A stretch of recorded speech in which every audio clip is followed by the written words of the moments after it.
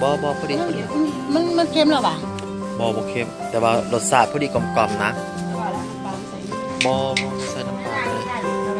แล้วบ้านเจ้าตัวใหญ่ที่ขึ้นมาล่ะ เอามีละดิ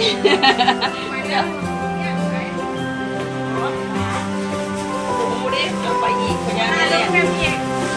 บ่ทายใบ ตอนนั้นก่อนนี่อันนี้เนื้อไก่หรือว่าเป็นแม่หนักเลย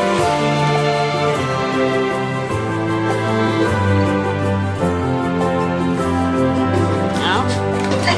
มีพอกำลังเย็ดหัวสีเหลืองบางละทีจะมาว่า แซ่บเด้อโอ้มันเป็นเพราะอะไรเนี่ยตายลูกเกี่ยวกับใส่เย็ดเนี่ย